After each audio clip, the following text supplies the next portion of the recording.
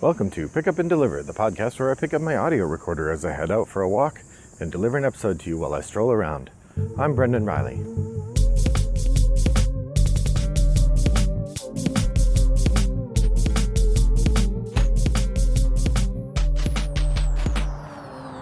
Well, good afternoon, listeners. It is a lovely day here in suburban Chicago. It's hot and humid at the end of August, but I'm walking early enough in the morning, 8:30 or so, that it's pleasant.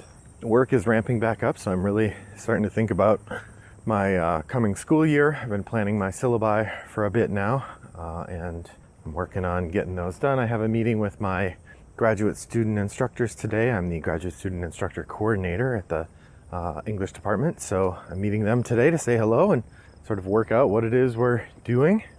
And I thought I'd talk about games a little bit. I was thinking about what might make for a good conversation here, and I realized or remembered that across the street from my house there is a housing development.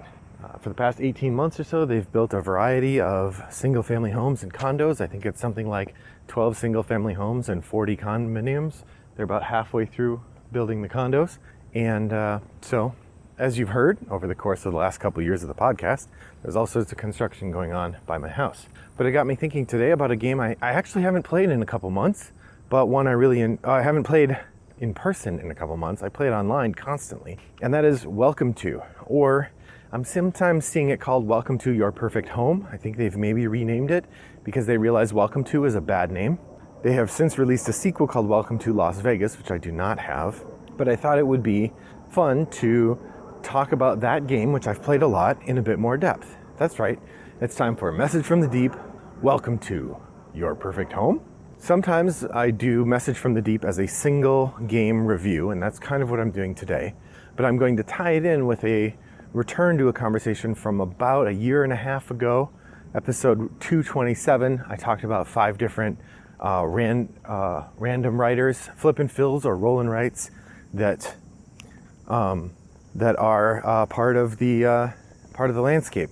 So today I'm kind of returning to that. You'll hear some of those same games mentioned again, but with another year and a half of insight into how they play. A couple new games will come up as well. But what I'm going to do is I'm going to frame the whole conversation around my robust and numerous plays of Welcome To. So there we go. If you haven't played Welcome To before, this is from, I think, Deepwater Games is the publisher, although at some point the company Blue Cocker, like Blue Cocker Spaniel, also published it. So I'm not sure who the main publisher is, but Deepwater Games is the publisher now. And they have published the base game plus I think 5 expansion maps, and I have all of them.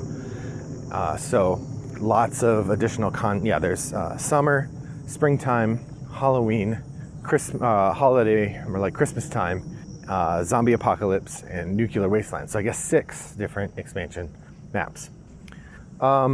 So what I wanted to talk about today was talk about that game in depth. So to begin with, so what I'm going to do is I'll talk about each game. I'll talk about 5 aspects of the game, and with each aspect I'll also talk about another roll and write that I think does that aspect well also. So start with theme. The theme of Welcome To is both fun and a little bit dark. It's fun in that it's fun to plan a housing estate. That's a neat idea. You have these lots, and basically what you're doing is you're putting house numbers on the houses, and in some of the houses you're building pools, and some of the houses you're marking off, you're adding parks to different streets, and you're adding fences between the houses, which I'm not sure why the builder is the one who does that, but that's kind of how that goes. The game lets you score points in a whole bunch of different ways. You score points for how many pools you built on the whole map. You score points for how many parks you built. You score points for different blocks of houses that are fenced together. That part is a little harder. It doesn't make sense. You also get points for the number of times you took the action to let you adjust the number. If you haven't played the game, the way you choose these actions is that you get 3 choices of a card and a house number. And the card has an action on it, and the house number is a number. And then so you take the pair, and then that determines what you can do. There's a whole bunch of stuff that I'm not going to explain right now because it won't make sense over an audio podcast. And if you find the discussion of the game interesting, you can go watch how to play it yourself. Suffice to say that the game has a bunch of choices. There are some sort of public scoring goals. If you're the first one to achieve them, you get extra points, and so on. So the theme is that you are building this housing development, and it's set in the 1950s. It's interesting because the game has this kind of 1950s retro art look to it that is sort of amusingly nostalgic, but also erases the cultural context that America, and the game seems to be focused on a sort of American housing development. The 1950s, when the American suburbs were blowing up all over the world, or all over the country. And so the game sort of leaves out the significant aspect of the American suburb boom, which was the systemic racism that allowed white Americans to invest in housing and prevented black Americans and other Americans of color from investing in housing, right? That there was a system in place in which, in order for a lot of GIs to get the federally backed mortgages that allowed people to get into their first house in the 40s and 50s, it was part of the GI Bill, and it had to be approved, and the approval was much easier to get for white folks than for black folks. It also allowed for banks to set up areas where they did or were not willing to make those mortgage loans, and often those delineations were set around where white populations lived or where populations of color tended to live, so they were able to just say, look, we don't give loans in that area. Later on, when federal law would not allow for them to make those rules explicit regarding race, they would often make the rules regarding where the houses are. And it just so happened that the places they couldn't offer mortgages were the neighborhoods where African American folks tended to buy houses. Also, a big part of the suburbs, and this apparently is still true in a number of places, is that they would have built into the suburbs these covenants that said you couldn't sell your house. If you owned a house in that area, you couldn't sell it to a person of color, which is a pretty appalling, naked example of systemic racism. Of course, one could argue Welcome to Your Perfect Home is about America now, which doesn't have such direct racism, although there's still plenty of it around in the systems and in individual views.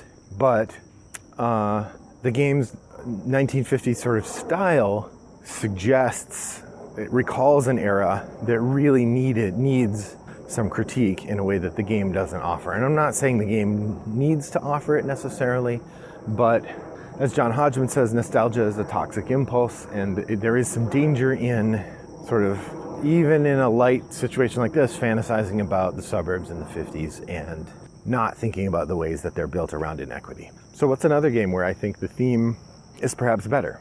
I would suggest Welcome to Dino World. In Welcome to Dino World, you are building a Jurassic Park style dinosaur park.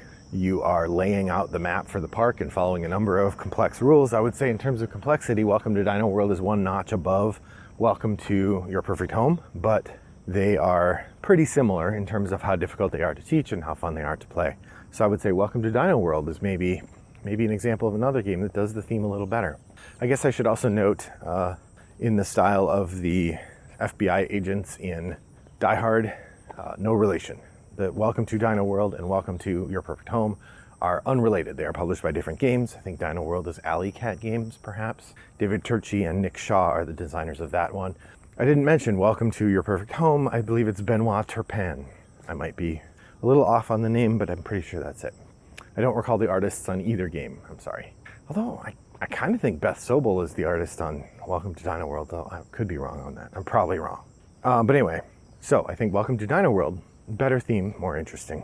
Nonetheless, I really enjoy Welcome to Your Perfect Home from the view of theme. In terms of complexity, I mentioned that Welcome to Your Perfect Home is pretty complicated. I already got to the point where I said I'm not going to explain everything about how the game works here in the podcast. And what I've discovered is if you haven't played very many roll and writes before, or you find if this is a new genre to you, Welcome to Your Perfect Home is not a great introductory game. It's a bit complex. There's a lot going on. You have a lot of choices to make. Often if you're new to games, you haven't played that many, it's really hard to see the implications of the choices you might make as you're going along filling in your housing. The balance of needing to put the numbers in order and needing to get different bonuses can really be confusing or overwhelming for new players or players who haven't played this kind of game much before. So in terms of complexity, Welcome to Your Perfect Home, is right on the edge of that. It is definitely in the welcoming plus, or even the mid-level. I think it's in the mid-level roll and write. Definitely not very welcoming and hard for people to easily see how it's going to work. This is particularly true if you add in any of the expansions, which we'll talk about in a bit. So it's another game that I feel like does a better job with complexity, but still offers robust and interesting choices. I would say a good counterpoint here is Trails of Tucana. Now, this is a game I haven't mentioned in the context of roll and writes or flip and fills before, because like when episode 227 came out, I hadn't yet played Trails of Tucana. It wasn't a game in the mix. But I think Trails of Tucana is an interesting one. It's a line drawing game where you are drawing lines through this jungle and connecting different artifacts to score points. The thing about it is the choices you make are very simple, and there's a variety of different things you can do to score points. It's one of those games where people who've played before do have a little bit of an edge, but if you teach it well, it teaches in like 5 minutes, and the people who are playing can really sink their teeth into tackling the game and figuring out the best way to proceed. So from that perspective, I think Trails of Tucana really shines as a game. In terms of complexity, it's pretty light complexity, as opposed to the more difficult complexity of something like really shines as compared to the deeper complexity of something like Welcome to.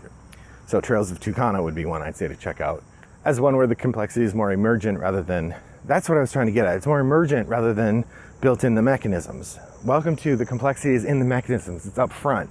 You have to find it. Trail of Tucana, I think the complexity is in the depth. It's in the way the bonuses stack. It's in pushing your luck a little bit about which cards are going to come out, and really reading the map and trying to race your opponents to get certain bonuses, and then let the bonuses accelerate for the different kinds of bonuses you get. It's an excellent game, and actually a growth out of the designer there, Christian Amon Osby, and another person whose name I don't know, that those two, their earlier game Avenue feels like a first run at this, and then Trails of Tucana builds on it in a really delightful way. And so I would say Trails of Tucana wins on depth maybe versus complexity over Welcome to. All right, so the next one I want to talk about is variability. Variability is an interesting issue here because Welcome to, 90% of the gameplay is the same every game. Once you understand how the mechanisms work, the game flows pretty smooth. It plays the same every time.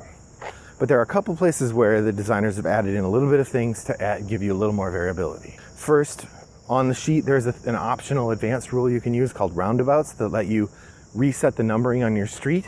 It's an excellent tool and really makes for much more complex gameplay. It really adds to the depth and variety of the game to use roundabouts. But then also they have these goal cards, and this is where the game really shines for variability. There are, 10 or so goal cards for each of 3 different categories.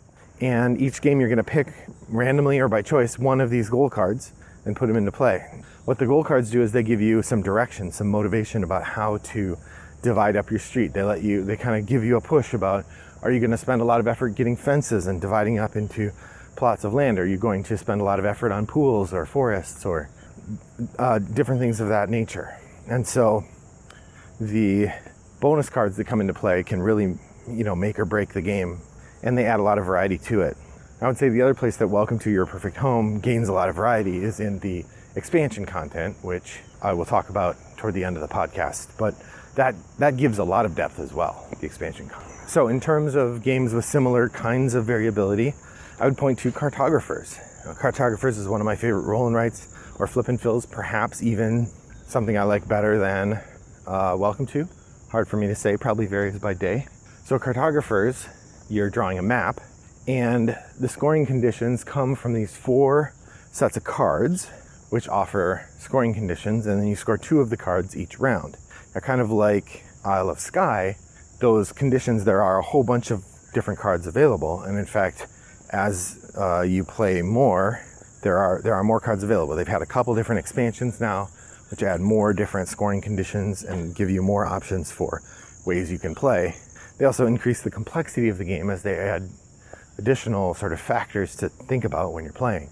But even just within the base game, there are so many different ways to score as options that you might draw, that the game feels to have deep variety. That there are 4 categories of scoring card, and there's 4 cards in each category.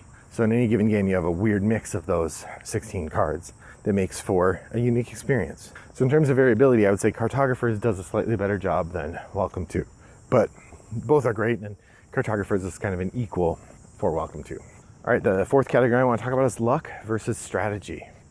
One of the things in Welcome To that makes it really interesting is that you can, if you're being very careful, gauge out how much room you have left for what are your odds of drawing a particular card, because the game tells you how many different cards of each number are there. So you could track that if you wanted. I don't know anybody who does. There are perhaps people who do, but generally you can just kind of get a read on what the cards are. Also, the first time anyone fulfills one of the contracts, they can choose to reshuffle all the decks, which then obviously resets the luck factor. It's a really interesting element of the game to think about what are my odds of drawing a number, in particular, what are my odds of drawing a number in combination with like a pool. Pools are the hardest thing to fulfill in my experience, because to put a pool in a particular number, you have to get the number and the pool in the same turn. So if you need an 8 with a pool, you have to draw an 8 with a pool. There's no other solution for that option. There's no other way to get that pool. So trying to aim for lots of pools is really a push your luck matter. But there's also the element of getting forests that fit and getting fences that fit. You know, the game is all about this sort of blending of luck and strategy, using the tactics of when do I pick a particular card to do a particular thing. Works really well, and I think it is part of what makes Welcome To so charming, that there's enough luck, there's enough strategy that when you win, you feel good about your strategy, and there's enough luck that when you lose, you can say, oh well, the cards just weren't in my favor. Now, another game that I would put in a similar category is the game Quicks. Now, Quicks is a much simpler game than Welcome To, much easier to teach, much easier to play, much shorter, probably half the time of a game of Welcome To. But Quicks is interesting because it allows you to do the same thing. You can have a strategy, but it's much more about pushing your luck, about, trying to decide how often you want to take a bonus versus how often you want to wait for a better bonus to come along. There is an element of a race, because once somebody closes down 2 dice, then the game is over. And so you could get to a point where you want to close down a die and you can't, or where you're waiting for someone else to close down a die, or you could kind of rush ahead to close them down early and sort of chase people out of those late points. All of these are great options, and Quicks makes for a really interesting experience that's both push your luck and strategy, although very light. So I'd say Quicks is a good counterpoint to Welcome To if you're looking for something a little bit lighter that has a similar feeling. So finally, I want to talk about expansions. Of the roll and writes I have, or the flip and fills I have, the only other one that I know of that has expansions is Cartographers. Cartographers has come out with a couple of small box expansions, and they came out with a big box expansion. They did a Kickstarter for it, and I think it's on the water right now coming over, but that's delivering soon. I can't really speak to how those expansions work, though, because I haven't played them. I played one asynchronous online game where we were using the cards we had, but generally I did not have the ability to play the expansions yet, so I can't speak to how they work in Cartographers. However, in Welcome To, like I said, there are 6 expansion boards, and generally what that is you get a slightly different map with the different arrangements of houses and pools and that thing. But then each map also has a couple additional mechanisms. In the holiday one, there is a thing where you can draw these Christmas lights. I think if you put houses in exact order, then you get to draw Christmas lights between them, and you get points for the strings of Christmas lights that you've built. The zombie apocalypse one, there's an element where you're keeping zombies out using fences, and the zombies can overrun houses. You need bullets that you earn in order to defend them, and so on. There's a nuclear apocalypse one where you're building safety bunkers in the backyard of houses. There's an Easter one where you're finding Easter eggs, or a spring one where you're finding Easter eggs and something else, and there's a summertime one. So there's a variety of different player maps that allow you to tinker with different subsets of rules. In every case, these make the game more complex, but they're designed for people who've played Welcome To. It's smooth as butter for them now. They understand all the rules. You want a little extra zhuzh. And so far, we've enjoyed playing with those. I haven't played with them a ton, but it is fun to have them around, and really great to get them out when the season fits and play a couple rounds. So, and because the only other roll and write that I have that has an expansion at all is Cartographers, and I don't have that expansion, I will say Welcome to is a firm winner in that category. So what do you think of Welcome to Your Perfect Home? Have you played it before? Do you enjoy it or dislike it? Why? Did you buy the physical copy? If you listen to the Forgot My Dice podcast, the group of people who are on the Discord for that podcast have been playing an ongoing game of Welcome to over on Board Game Arena for some time. We've probably played half a dozen games or more. If you would like to try it, you could head over to Board Game Arena, look for user Wombat929, that's me, and I would be happy to play a game of Welcome to with you. In addition, you could reach out to me, Brendan at rattleboxgames.com by email, or head over to Board Game Geek Guild 3269 and share your thoughts about Welcome to another Flippin' Rights or Rollin' Rights or Flippin' Pills there. Beyond that, I will say thank you for joining me today. I really appreciate when you listen. If you like this podcast, you could give me a review on whatever platform you listen to it on, or better yet, tell a friend about the podcast. See if we can get more people listening. Thanks for joining me today. I hope your next walk is as pleasant as mine was. Bye-bye.